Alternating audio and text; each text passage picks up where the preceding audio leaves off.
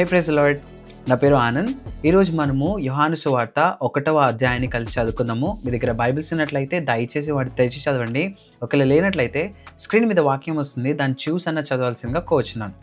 యోహాను సువార్తని ఎవరు రాశారు అని చెప్పేసి ఒక క్లియర్ కట్గా మెన్షన్ చేసి అయితే లేదు, but we have few proofs. ఏంటంటే యేసుక్రీస్తుకి అతి ప్రియమైన శిష్యుడు అని అలాగా కొన్ని రాసున్నాయి. సో దాన్ని బట్టి ఇంకొక 2-3 పాయింట్స్ని బట్టి యోహాన్ సువార్త, ఈ యొక్క సువార్తని యోహాన్ రాశాడని చెప్పేసి నిర్ణయించారు. సో అదొకటి. యోహాను సువార్తలో ముఖ్యంగా యేసుక్రీస్తు నేనే వెలుగును, నేనే మార్గాన్ని, నేనే సత్యాన్ని, సో ఇలాంటి నేనే అనే పదాలని ఎక్కువగా యోహాను సువార్తలో హైలైట్ చేయబడి ఉంటుంది. సో మనం ఈరోజు యోహాను సువార్తని కలిసి చదువుకుందాం. ఆదియందు వాక్యము ఉండెను, వాక్యము దేవుని యొద్ద ఉండెను, వాక్యము దేవుడై ఉండెను. ఆయన ఆదియందు దేవుని యొద్ద ఉండెను, సమస్తమును ఆయన మూలంగా కలిగెను. కలిగినదేదియు ఆయన లేకుండా కలగలేదు. ఆయనలో జీవముండెను, ఆ జీవము మనుషులకు వెలుగై ఉండెను. ఆ వెలుగు చీకటిలో ప్రకాశించుచున్నది కానీ చీకటి దాన్ని గ్రహింపకుండెను. దేవుని యొద్ద నుండి పంపబడిన ఒక మనుష్యుడు ఉండెను, అతని పేరు యోహాను. అతని మూలంగా అందరూ విశ్వసించినట్లు అతడు ఆ వెలుగును గూర్చి సాక్ష్యం ఇచ్చుటకు సాక్షిగా వచ్చెను.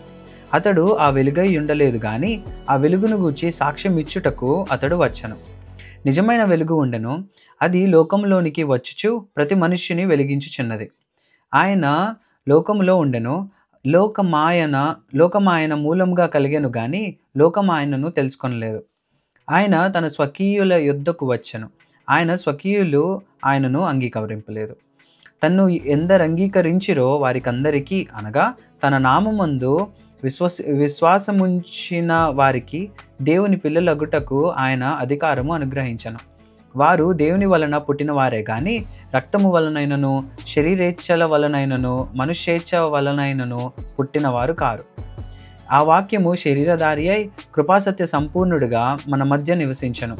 తండ్రి వలన కలిగిన అద్వితీయ కుమారుని మహిమ వలె మనము ఆయన మహిమను కనుగొంటమే. యోహాను ఆయనను గూర్చి సాక్ష్యం ఇచ్చుచు, నా వెనుక వచ్చువాడు నాకంటే ప్రముఖుడు గనుక ఆయన నాకంటే ముందటి వాడాయననియు, నేను చెప్పినవాడు ఆయనే అనియు ఎలుగెత్తి చెప్పాను.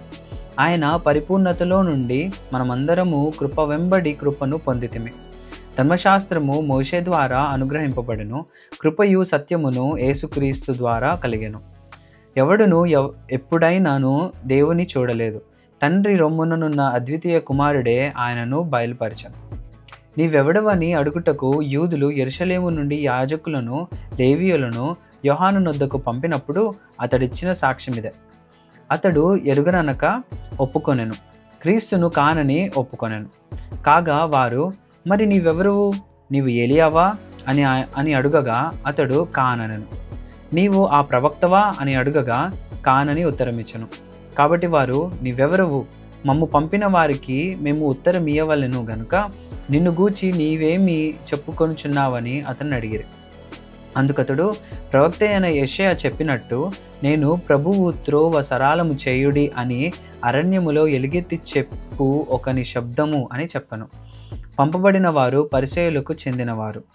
వారు, నీవు క్రీస్తు అయినను, ఏలియావైనను, ఆ ప్రవక్తవైనను కాని ఎడల ఎందుకు బాప్తిసం ఇచ్చుచున్నావని అతన్ని అడగగా యోహాను, నేను నీళ్ళలో బాప్తిసం ఇచ్చుచున్నాను కానీ నా వెనుక వచ్చువాడు మీ మధ్య ఉన్నాడు, మీరు ఆయన నెరుగరు.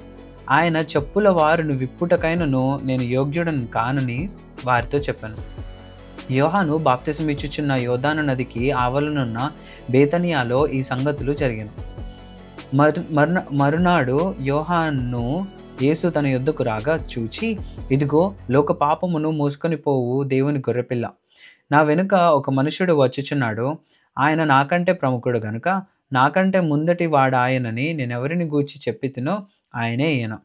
నేను ఆయనను ఎరుగనైతిని గాని ఆయన ఇశ్రాయేలుకు ప్రత్యక్షమగుటకు నేను నీళ్ళలో బాప్తిసం ఇచ్చుచు వచ్చితినని చెప్పాను.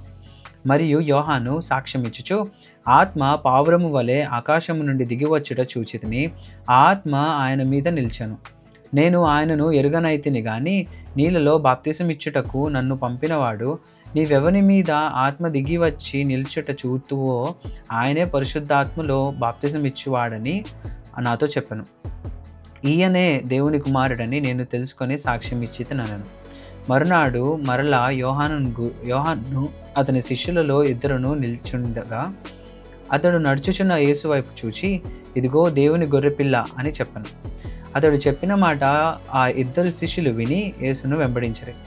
యేసు వెనుకకు తిరిగి వారు తన్ను వెంబడించుట చూచి, మీరేమి వెదుగుచున్నారని వారిని అడగగా, వారు, రబ్బీ, నీవు ఎక్కడ కాపురం ఉన్నావని ఆయనను అడిగిరి.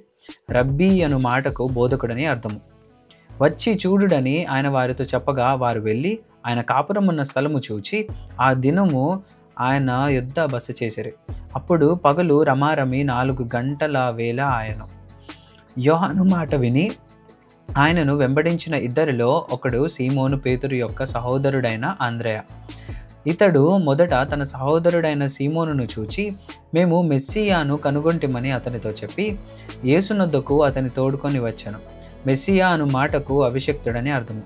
యేసు అతని వైపు చూచి, నీవు యోహాను కుమారుడు అయిన సీమోనువు, నీవు కేఫా అనబడుదు అని చెప్పాను.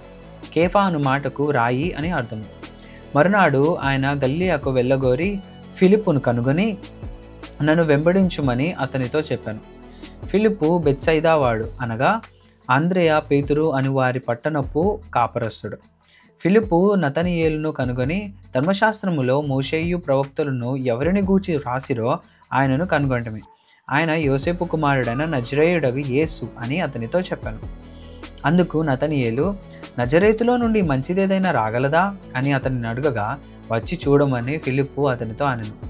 యేసు నతనీయేలు తన యొద్దకు వచ్చుట చూచి, ఇదిగో ఇతడు నిజముగా ఇశ్రాయేలీయుడు, ఇతని యందు ఏ కపటమును లేదని అతని గూర్చి చెప్పను. నన్ను నీవు ఎలాగూ ఎరుగుదువని నతనీయేలు ఆయనను అడుగగా, యేసు, ఫిలిప్పు నిన్ను పిలువక మునిపే నీవు ఆ అంజురపు చెట్టు క్రింద ఉన్నప్పుడే నిన్ను చూచితినని అతనితో చెప్పాను. నతనీయేలు, బోధకుడా, నీవు దేవుని కుమారుడు, ఇశ్రాయేలు రాజు అని ఆయనకు ఉత్తరమిచ్చాను.